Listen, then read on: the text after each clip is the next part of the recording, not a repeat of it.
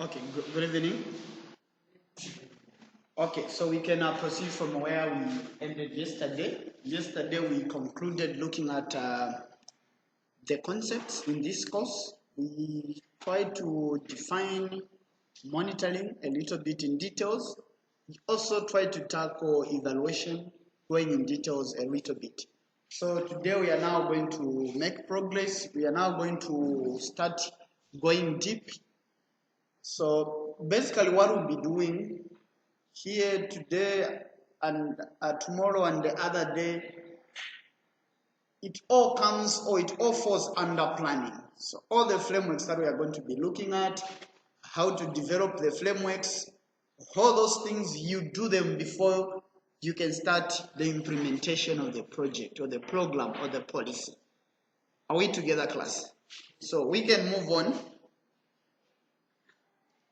So under the frameworks, we are going to look at how to develop the conceptual framework, which I believe 95% of the people present here are very much familiar with the conceptual framework. But this conceptual framework, even when you are doing your undergraduate study, the standard, at diploma level, the standard postgraduate level, which could be master's or PhD, there is always a section where you have to include the conceptual framework. So this one, we are very much familiar with it. Then there's this framework called the strategic framework. For those of you that have been working on projects, programs, and policies, you must be familiar with this particular framework. Or for those that are working with the USAID, they usually use this particular framework. Then we are also going to look at the logical framework, and now we can go about developing the logical framework.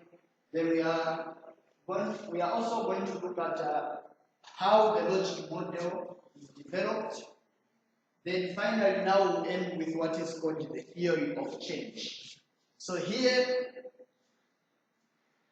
we need to explain how frameworks are used for M&E and project planning. We need to design these frameworks on our own. I've got examples here. I'll be using the examples that I have just to explain so that you have an idea or you understand what each particular framework is all about. Then from there, we are now going to be sharing ideas and develop our own framework. I'm sure that is fair enough, right? And that to make class more interesting, we are going to be interacting, we are going to be getting ideas from everyone present here. I know you are coming from, you are doing things different from the corporate institution where you are coming from. So we need those ideas for us to be able to come up with these frameworks listed there. So today we are going to start with a conceptual framework. Before we can define what a conceptual framework is, or before I can give you a full definition for the full definition of what a conceptual framework is there anyone in this class who can give it a try? I know we are very much familiar with this one. Is there anyone from this class who can give it a try on what a conceptual framework is all about? Yes, sister.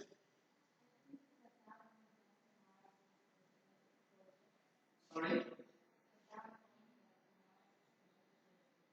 She's giving us an idea. The conceptual framework is a diagram that summarizes the entire project. I agree, though you've summarized everything. It's interesting. Okay, she's given us a very interesting answer. Who else can add on to what she has actually given us? Who has done research before? Mr. Shamta, I've done research before, right? Sorry? All of us have done research before. Is it true, sister? Is it true? Sister, is it true? It's not true. Yeah, but at least I know not everyone has done research, but I know that there are people who've done research before, right? So, oh, you wanted to say something, sir? Please. Alright. Okay. So developing a conceptual framework is very easy. The first thing that you start with is identifying what a problem is. Are we together? And of course, when you're trying to come up with a project, you go in a community, you're going to identify a need somewhere, right? That in this particular community, this is a service that they need. For them to need that particular service, then it means there must be a problem somewhere, isn't it? So, the first thing that we start with is to understand what is the problem. For us to administer that particular service, we have ascertained the need. The problem is existing somewhere. Now we want to mend that problem in society so that we improve the well-being of people in that particular community. Are we together, class? So let's come up with our own problem. Who can give? Who can try to give us a problem that we can look at in class? I know I'll give you this example, but I want to explain practically rather than just giving you what I have here in the slides, because it's very easy to look at what is in the slide and say, okay, well and good, I understand. Now time comes when you go back to your institutions. Now everyone's saying, okay, let's develop the conceptual framework. Or I give you what is in the slide, then we try to come up with our own. Which one do you prefer? Sorry? Okay. So I'll show you what I have. Yes. So which one do you prefer? Oh, that's a problem, right? Oh, exactly. So the problem that we have is load shedding, right? Exactly. Thank you so much, sir. Yeah. That sounds good. Actually, I would even prefer to give you an assignment on load shedding, right? I have it prepared already. Anyway, I'll just see how people will be participating. If people will be very quiet, then I'll give you an assignment to come up with an M&E plan. Now, you know it's quite detailed. You can even go up to 30 pages. It's detailed. It's there already. It's loading somewhere. I have it. Okay. So the problem that we have currently, not only in South but across the borders of Zambia, is load shedding, right? That's a problem. Now, let's say we are this, so let's assume we are this, right? We are trying to come up with a project that is going to be load shedding across the borders of this country, right? So for us to be able to develop a conceptual framework, we must be able to understand the causes of load shedding. So you are going to list down what you feel are the causes of load shedding. Are we together? So using load shedding an example, what do we think are the causes of load shedding? Is it poor policy? Is it climate change? So all those issues, factors that we feel could have contributed to load shedding are supposed to be listed down. Are we together? So we can start. Sister can be writing for us, right? Exactly. So we've got climate change, we've got poor policy. What else can we add on to the factors that we have?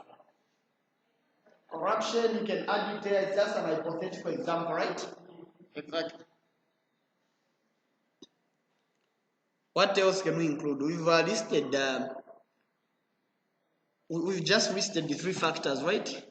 Corruption, poor policy, poor management of resources. So I think I should change so at least everyone should give us 1 factor, right? I think it will be better, right? Yes, sister. Increase in the number of households using electricity. So more demand for electricity, right? Yes, sir. Increase in unplanned settlement, like Alingalinga is an example, right? Still unplanned. It's an unplanned settlement, but all you know is Zesco still supplies power there, right? Exactly. What else? You want to list as many factors as possible. Then from there, we can now begin to classify them and then build our own conceptual framework. So we've talked about climate change, we've talked about corruption, we've talked about increased demand for electricity, we've talked about poor policy, we've talked about embezzlement or misuse of resources, we've talked about increase in unplanned settlement, right? What else can we attribute load shedding to? Lack of equipment, maintenance.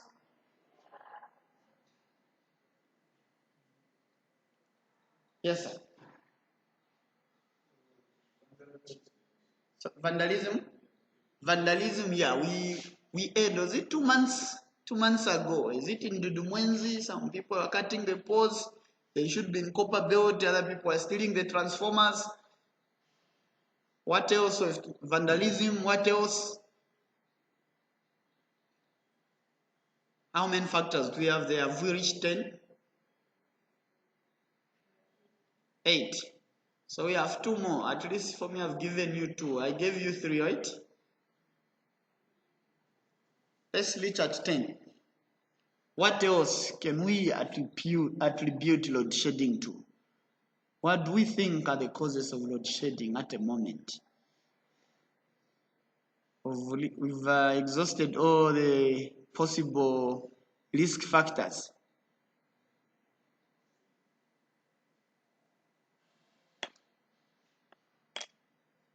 Okay, so we are going to end there, right? But in a nutshell, when you start developing frameworks like a conceptual framework, you are not going to be alone. You are going to be a group as an institution, right? You are also going to engage relevant stakeholders.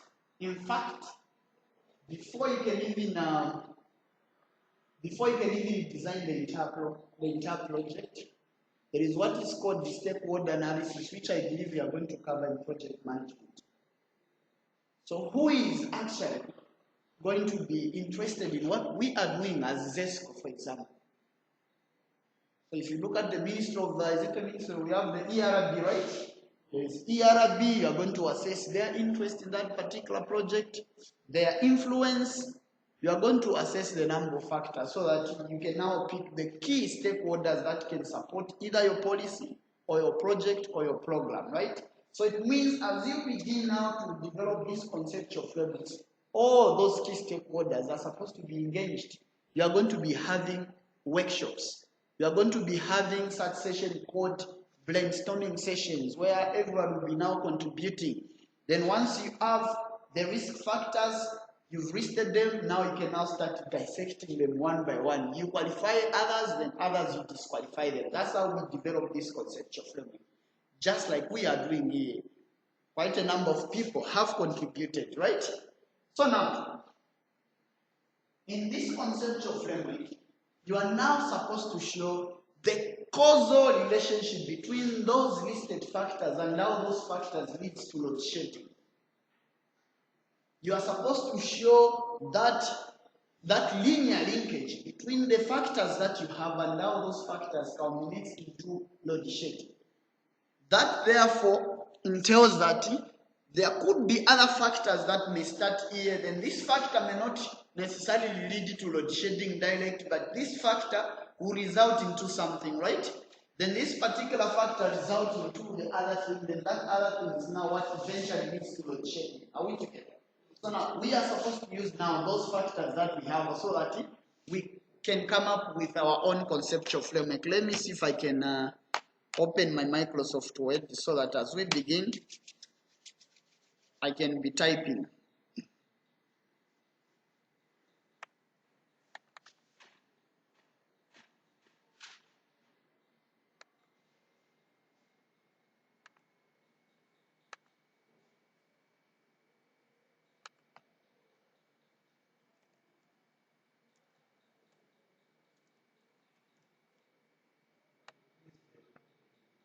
Howing please, howing please.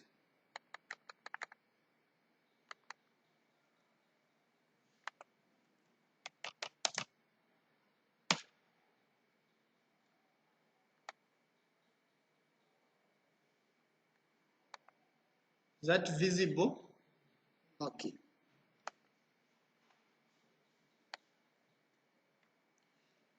So the basic framework is where you have the possibility to put here corruption and just put an arrow which is pointing here, which is showing that corruption leads to load shedding. Then you put lack of equipment maintenance, and you put an arrow leading to load shedding. So by doing that, it means all these listed factors lead to load shedding, and that's a basic conceptual framework that you can ever do. But us, we don't want to come up with that basic one, right? So we want now, using the factors that we have, we start now putting them in categories. Which factor is going to come first? If this factor happened, if this factor existed, it will result into what? So we put an arrow. Then if this happens, what will come thereafter? It will lead to this. Then if this now happens, it will eventually lead to load shedding. Are we together? So we can start. Sister, you can read for us the factors that we have there. Sorry? We've got climate change, right? Okay. So let me put this here. We are going to say this is climate change. We are just going to put one pathway, then the rest you can go and finish.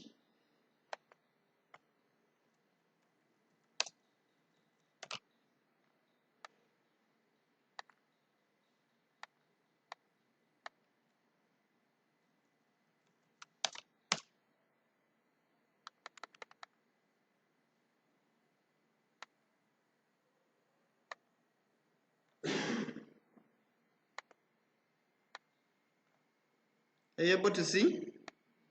Okay, so let's brainstorm. So we've identified climate change is a risk factor that can lead to load shedding. But I know there are a lot of things that we can talk about when we start looking at climate change, right? So climate change, yes, I do agree, it may lead to load shedding direct, but I know that there are other sub-components here that we can tackle that now can eventually lead to climate change. So when we talk about climate change can result into what? Climate change can result into what? I don't want us just to point an arrow direct from climate change direct into load shedding. Yes, sir. Poor rainfall, yes. So we can put, so let me put this thing somewhere there. Okay. So you've got climate change, so I can put this box somewhere here. Then we are saying we have a poor climate change will lead to poor rainfall.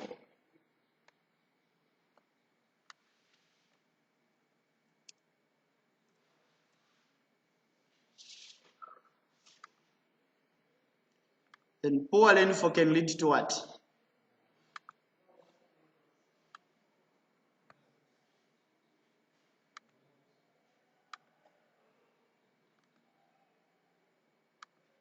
Sorry, drought or low water levels, which one?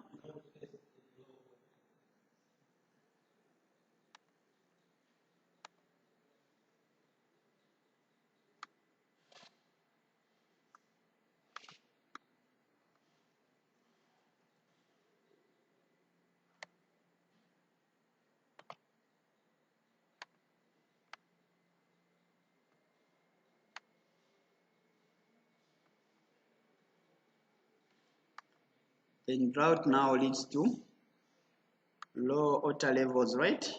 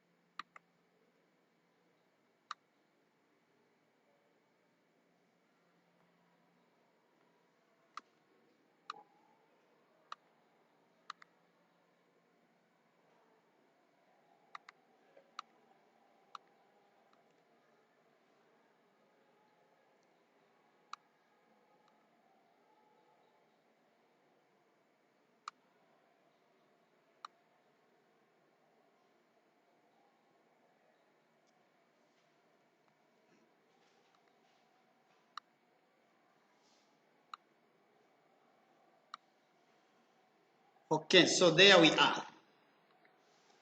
So this is how we build a conceptual framework. We are saying climate change can lead to poor rainfall.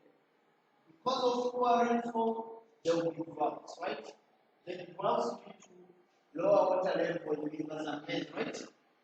Then lower water level in rivers and lakes will now lead to low shedding. Are we together?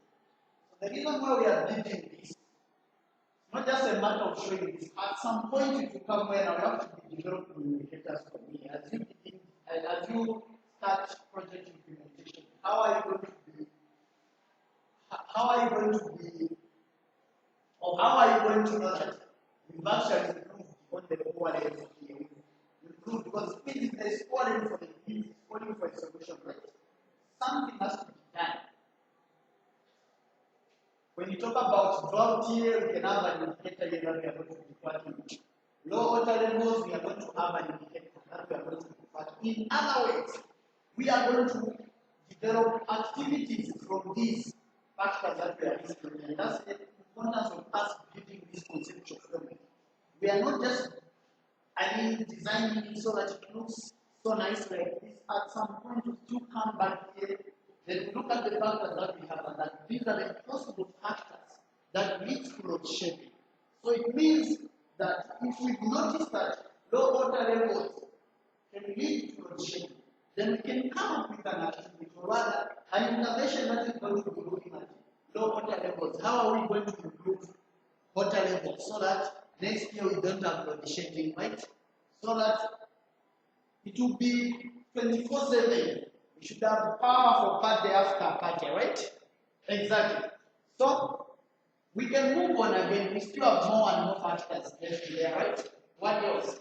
What else do you have, sister? The factors.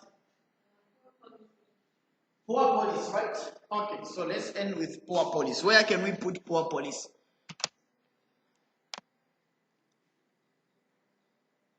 Class, where can we put poor police? Where can we put poor police? Here. It doesn't mean that it has to come here. It can even start also on its own here. And we start building it and to show how poor policy can eventually lead to load shedding. Sometimes a very poor policy can even lead to climate change because you don't have any policy that can address all those issues that can lead to climate change.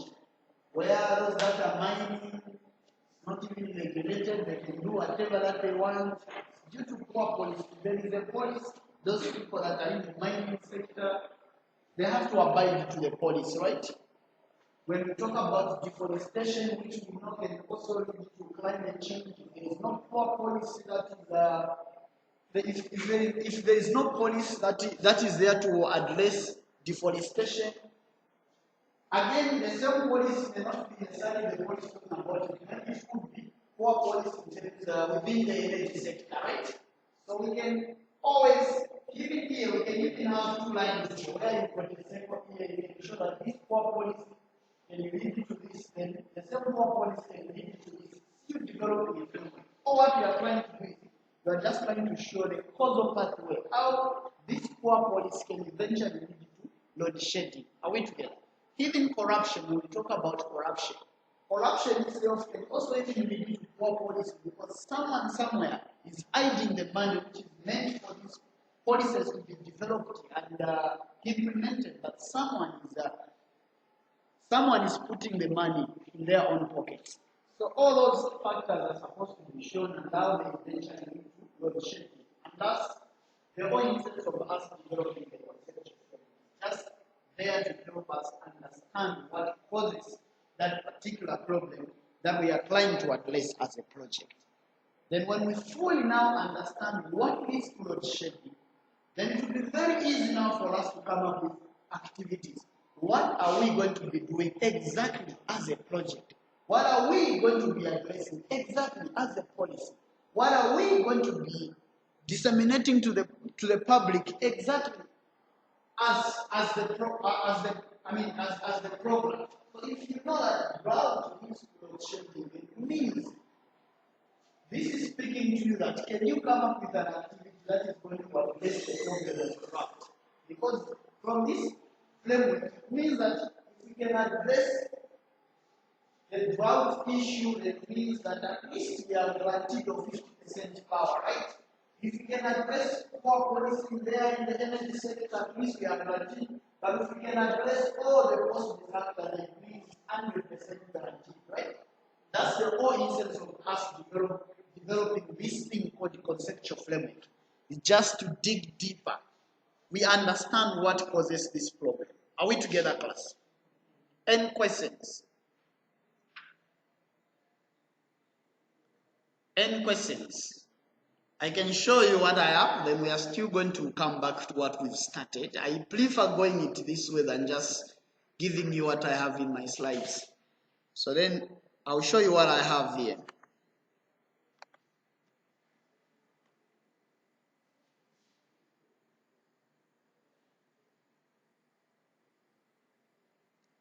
So this, I do believe that you can go and read just the importance of developing frameworks to create a linkage between the program or program goals and the objectives. To clarify the relationship between program, project inputs, processes, outputs, outcomes, and impacts. And when in M&E, when we say processes, we are referring to activities. Sometimes we may not say activities, we might say processes, so that refers to the activities. So your frameworks that we are going to develop, especially the strategic framework, or rather the result framework, the logic model, and the logical framework, you see when we begin it to actually be starting at the inputs, then we move on to the activities, then we move on to the outputs, then we move on to the outcomes, then we move on to the impacts. But how are you going to develop your activities if you don't understand the problem deeper? No wonder we built our own conceptual framework so that we know fully what causes that particular problem, so that as we begin designing what we are going to do as a project, we are now aware of the problems, or rather the risks that can lead to load shedding. Then those are the frameworks that we are going to cover. Just simply what I've already talked about. Clarifies the assumption about the causal relationship in a program, shows our program components will operate to influence outcomes, will guide indicator identification.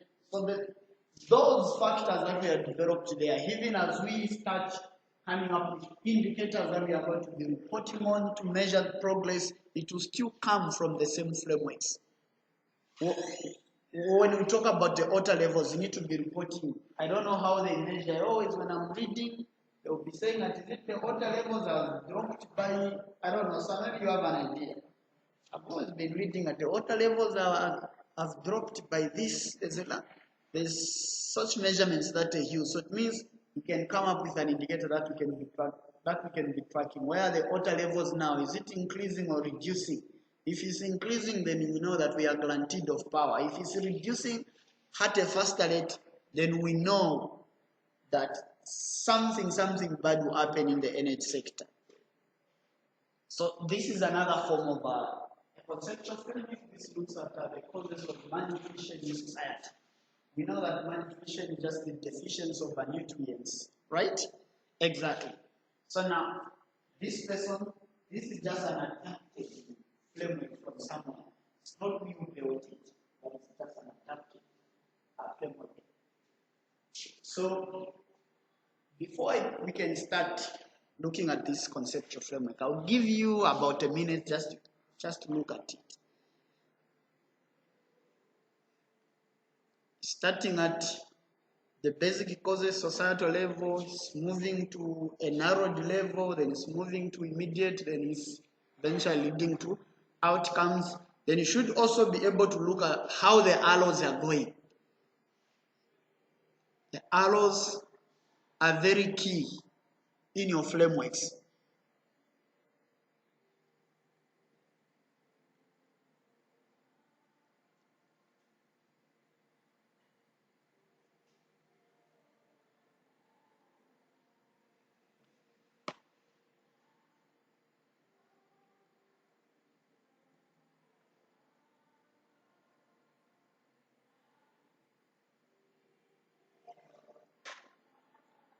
Should we start dissecting these things one by one? Okay, so the arrows are there. You see now the arrows are moving. Starting from A. So it means this issue is starting at this level, right? Going like this, going like this, going like this, and everything is pointing to this. This is the problem, right? So the problem that you have identified as a project is child malnutrition, death, and disability, which is the importance of malnutrition in society. That's the problem. I mean, the problem is this deficiency of malnutrition. Are we together? So now here we are trying to determine the causal factors that can lead to that particular problem. We want to understand this problem just beyond pronouncing it as malnutrition. We want to understand what are the risk factors. Are we together? So if you look at the format of this concept of control, starting at the societal level, it could be at the national level, right? Then at the national level, we now get down to household level. There are factors at household level that will determine the level of malnutrition. There are also factors that happen at community level that affects malnutrition. Then now all these factors now lead to immediate causes that now will eventually culminate into that particular problem. Are we together? So you can decide to give the conceptual framework in this format, or you can choose to give it like the way I was demonstrating it. Are we together? It doesn't matter. What's key are arrows. As you can see, all these arrows are going up, and all these arrows are ending to show that everything, all these things that are happening here are just leading to this particular problem. Are we together? Don't have arrows where yes, then you have arrows coming back like this. No, that's not the correct way of doing this. Because if you put an arrow which is showing like this, then you are telling us that when this problem happens, to still go back like this, then it begins going. At least we need to have the basis, we need to have the benchmark, we need to know where this problem is starting, then we show that causal relationship. So this is happening at community level, or it could be at national level, at provincial level, or village level, I'm not sure, but let's assume that this is happening at the country level, right? So here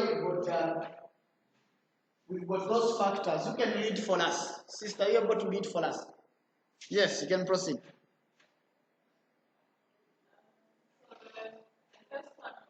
Yes.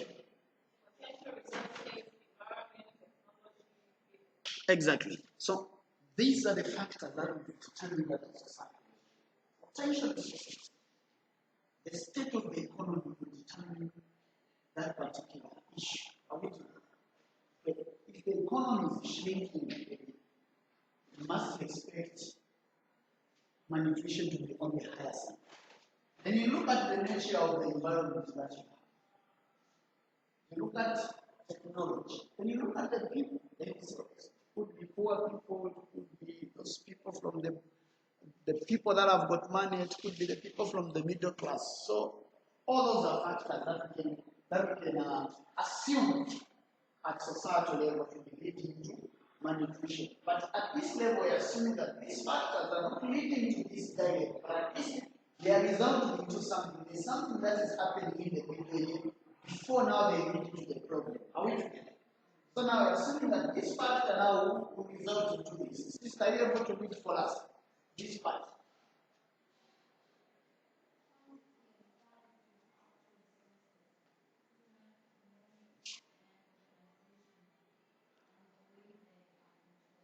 Okay. So here we have a quantity and quality of actual resources available at a national level. We are looking at human, economic, and organizational, and the way they are controlled. So let's try to brainstorm here. Do we agree that the quantity and quality of potential resources, environment, technology, or people would determine the quantity and the quality of actual resources? No, I can only hear two people saying yes.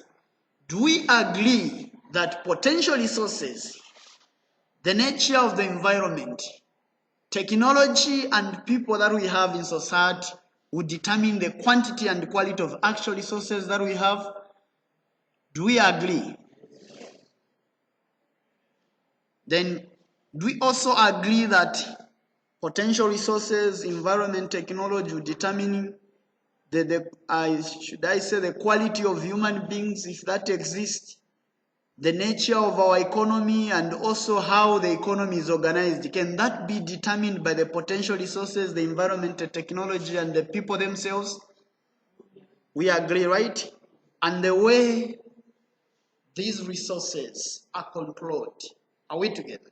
So if you've seen this arrow starting here, pointing it, so it means all these factors that we have here will result in these factors that we see. Are we together? Then from there, we can now start these factors that are listed here, which we want. So these are the factors that are, these are the outcomes, or rather, the results that we have from these factors. So we can start dissecting them one by one. But here, it's really specified that all these components are happening at household level. So now we have moved from society level. So we are saying that these factors from this and this are happening at the nation level. But these factors again will affect someone at household level. Are we together? Exactly. So we can move on. Sir, that side, sir. Yes, sir. Are you able to read for us these bullets that we have?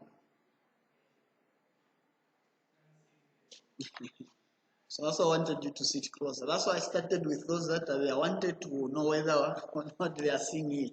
Because even if, from here where I'm standing, I can't even see properly. So are you able to read that side? You can't see, right? So it means that tomorrow, if at all we are going to have class here, we should at least be closer here so that we are seeing what's happening. Who can read for us?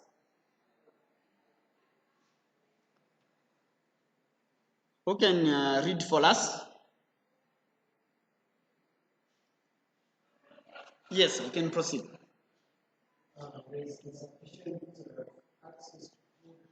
Okay, so we pause there.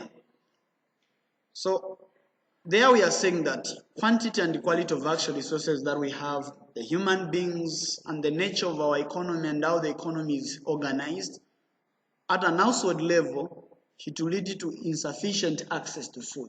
Do we agree or not? Is this point true or not? Very true, right? Thank you. So we can move on to the next one, sir.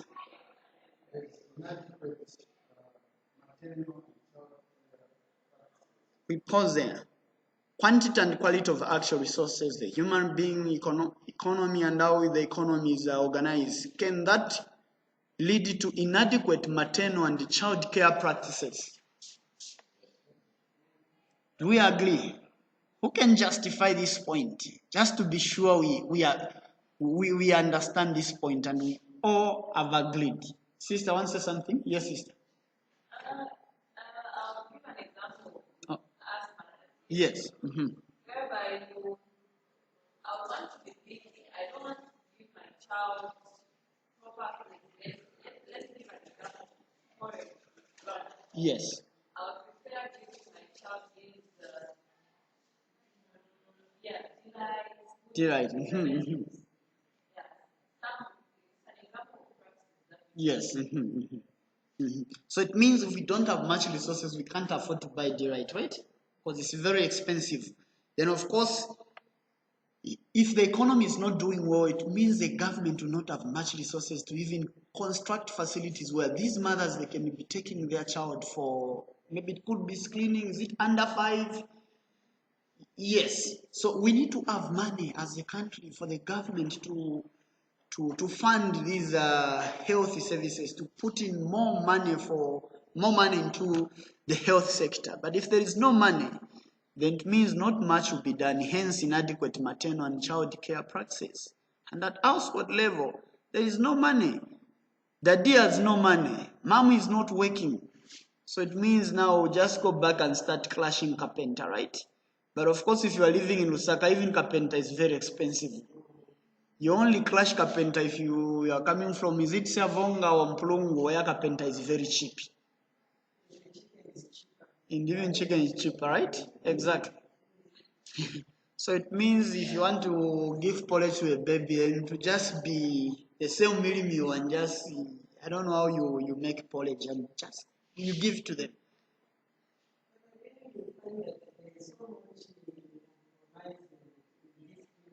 Hmm. Not even taking. Mhm. They are not professional. Wonderful. She should, very few. Exactly. So she's brought in another very important aspect. So if you've read the second bullet, it's even talking about human, it's talking about the human being. So if we relate it to the health sector, then we are talking about what's the quality of those people that are going to be attending to our babies. Are they qualified to start with? Because the country has no money. So the people that we have there, we can even just get them from the village because we know that they have been doing these things or they have been practicing, I don't know, let me not say witchcraft. They have been doing something in the community and we take them and they can even work at a clinic level. So all those issues are being dissected in that point. And that's a whole instance of us developing this. We need to understand where is this problem of malnutrition coming from. Are we together, class? So that as we begin now to come up with the activities, the indicators, the outcomes, it should begin from here. If we know that we don't have resources at the country, what do? We need to come up with something that is going to generate income to the country. If there is no money at the household level, if we are saying high unemployment, then something has to happen. Those people, they need jobs so that they can have money and afford to buy delight. But if they don't have, they will not. So I can read for us the last bullet there.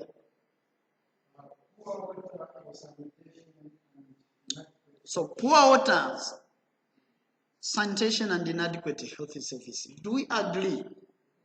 If we agree, let's now try to justify this point, right? Who can just justify for us this point? How quantity and quality of resources that we have, the nature of the economy that we have can lead to poor water sanitation and possibly poor health services. Who can justify this point? I know that is straightforward, right? Yes, no. Mm-hmm. Yes.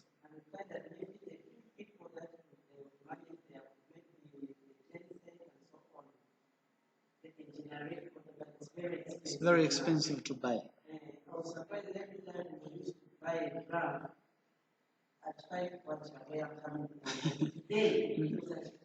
That's 10 plus transportation.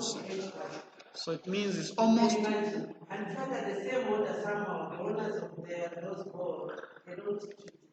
They don't treat the water. Thank you. So she's dissected the point. Who else can give it a try? She's talking about how that even buying water is becoming expensive. And what's more is that the same water that they are buying is not even treated. So it means there's a risk of cholera happening also. There's a risk of waterborne diseases happening, right? There's a risk of dysentery happening. So all those issues are supposed to be addressed when you begin your project, because if those components are not addressed, then that problem will still be there.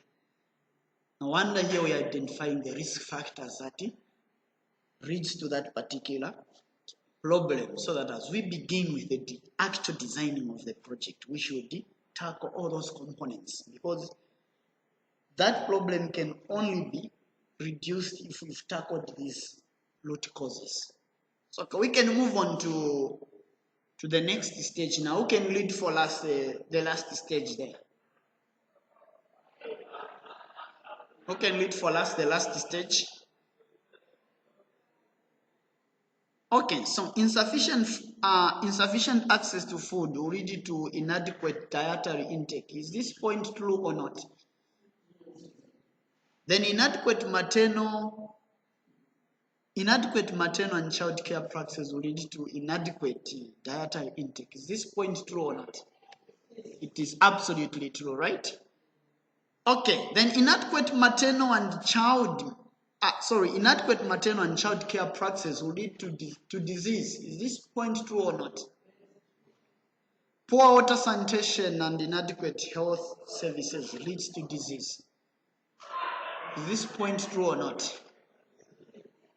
Then disease, you see in there's an arrow which is disease can lead to inadequate dietary intake. Is that point true or not? Then inadequate dietary intake can lead to disease also. Is that point true? It is, right? Okay. We move on. So inadequate dietary intake can now eventually lead to child malnutrition, death, and disability. Do we agree? Then on the other hand, disease can also lead to child malnutrition, death, and disability. Do we agree? Then inadequate maternal and child care practices can also lead directly to child malnutrition, death, and disability. Do we agree? So if you look at how this conceptual framework has been developed, here it's also possible just this point itself can move directly and result into this. But at the same point, the same bullet can lead to disease and the same bullet can lead to this. It's us trying to design this conceptual framework and just try to show the causal pathway of this particular problem. Are we together? And this summarizes everything about a conceptual framework, how to build the conceptual framework. In a nutshell, conceptual framework is a diagram that shows the causal linkage from the factors and how those factors lead to the particular problem. Any questions on how to build a conceptual framework? Exactly. Wonderful.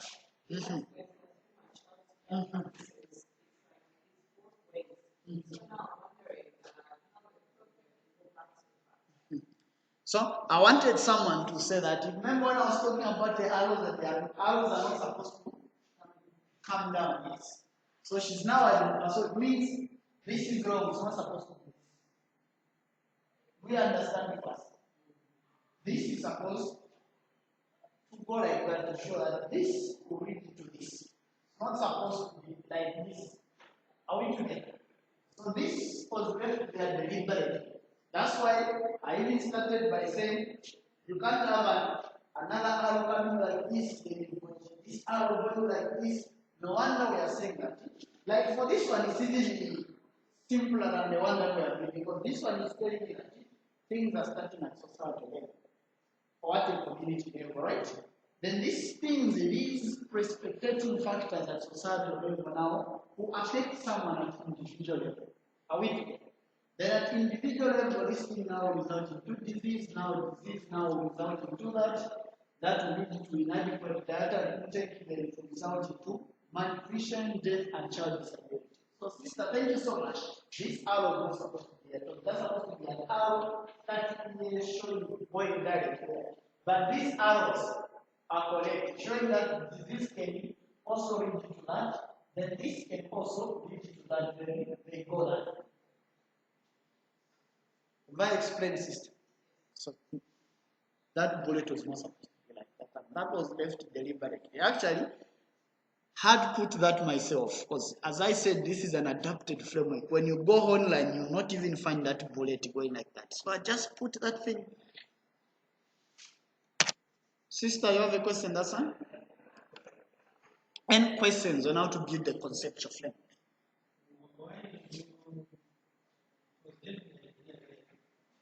Sorry? Mm-hmm. Mm-hmm. Which ideas?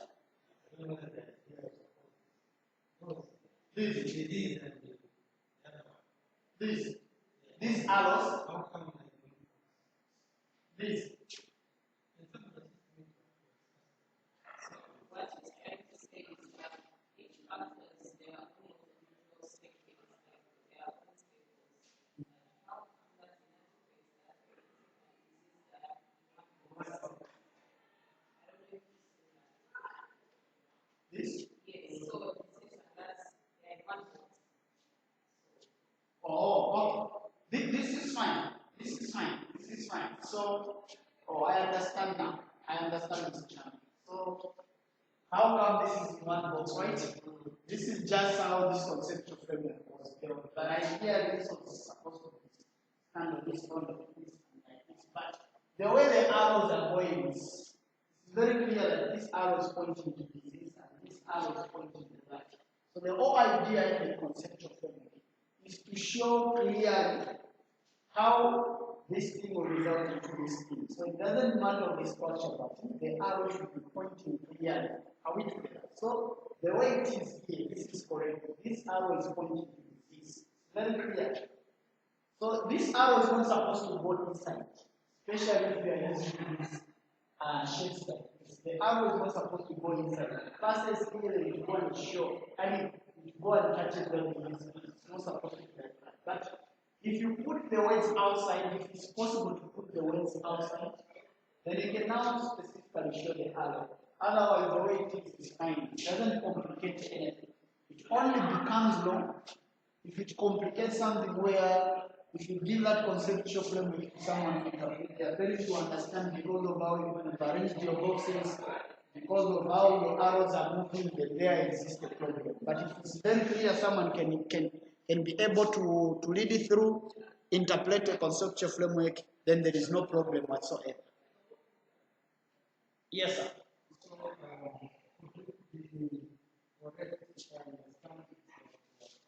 So, the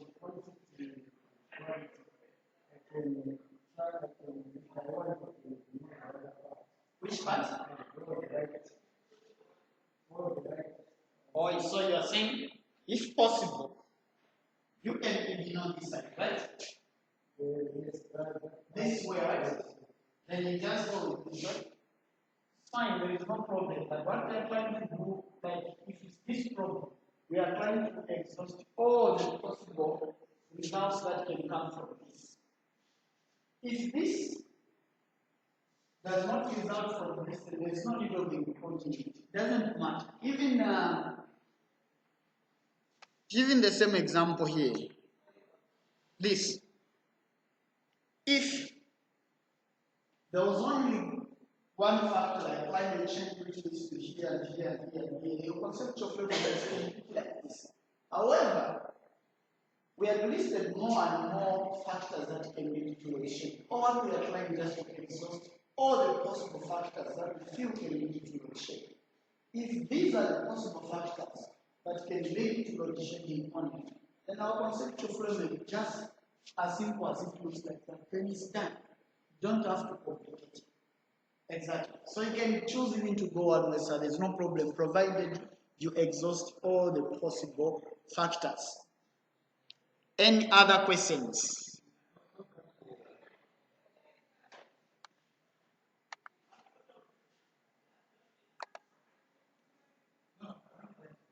Which one? This one? Yes.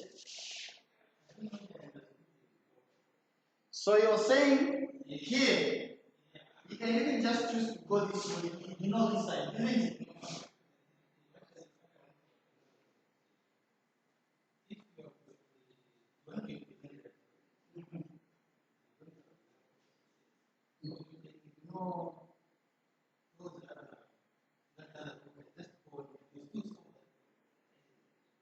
Oh, that was the question, sir. So now, he's taking us to cost and benefit analysis, right? Here we know that we can even simply have a project that can just be looking at this, right? Then we can have a project that can be looking at this. Then we can also have a project that can be looking at this. But how can we go about choosing the best intervention? It's also a topic on this one. But depending on the amount of resources that we have, so we can choose to go this way. But this will mean that there are other components that are not being tackled. So what do you do? Advocacy. You can even use the data that you have to lobby for more money or to engage the government so that they can also try to also engage other partners to look at these particular factors. Because otherwise, if we just solve this, leaving this and attended to, it means in as much as we are trying to solve this, we may solve this problem partially. But the whole idea is to ensure that we implement that because it's very serious. So if I addressed your question, so it's possible depending on the amount of resources that you have. And that's why If you've remembered when we talked about monitoring, the uses of monitoring for advocates, right? You remember, who remembers when we talked about advocates? That was yesterday, right? Exactly. So advocates will have now enough evidence that we've gathered. In as much as we as a project we are trying to solve this, but we understand that there are other components that are being left unattended to. And if these are not kept in check, the problem of malnutrition will still be there. We are not going to eliminate these issues. Can those with money come on board and partner with us? Can those with money partner with the government so that we can eliminate this problem? Yes, sister. Looking at it, I think the basic cause. Yes. If we can deal with that, doesn't it mean that we are able to take it? Exactly.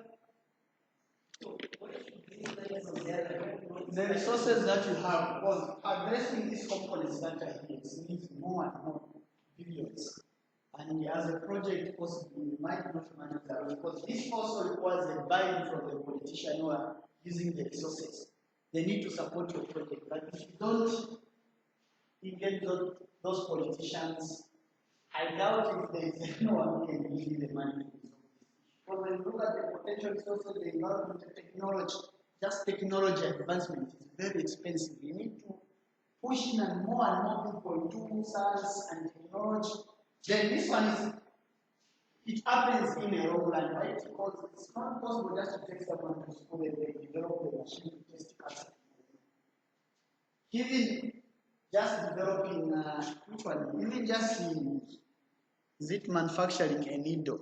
Because in Zambia we don't do it, but if you are saying we should start doing it on our own, it will take a little bit of time. So this we need more and more money. Actually, if we are able to do this, then there is no need of doing this. Because these things that are here, that is resulting in this component. But if we deal with it, then we cater for everything. So if we have more money, like there is no problem, we can do it. But if we don't have money, we can even just decide to pick the component. Here we can look at this and say, which one is more serious?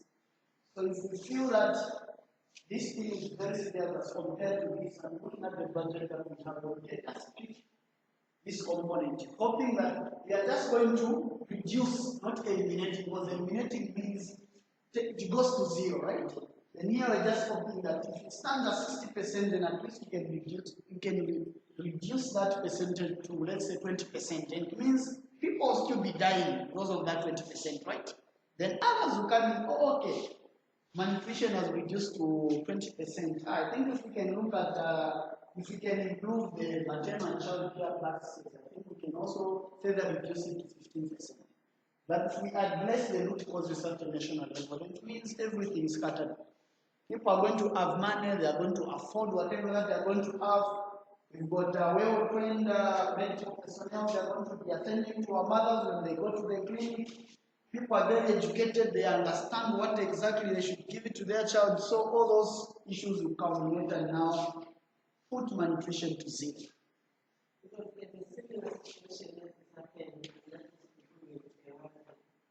That's to do with what? Bewauza. Okay. So what is happening now, the funders are saying that now we are pulling out. Because we are trying to put in, but we find that in certain areas, looking at normally, going high. It's going high. Not reducing. We are trying to do what we can. But then people are saying, no, the problem is that the bigger challenge here is the water issue. The water issue. And apart from that, you know, there's Ngombe. Yes, I've been to Ngombe, yes. Yes. And I think we are supposed to deal with that. To deal with that. But they don't. Now they're saying we don't have money. We don't have money. That's why it's better we come out of this. Become.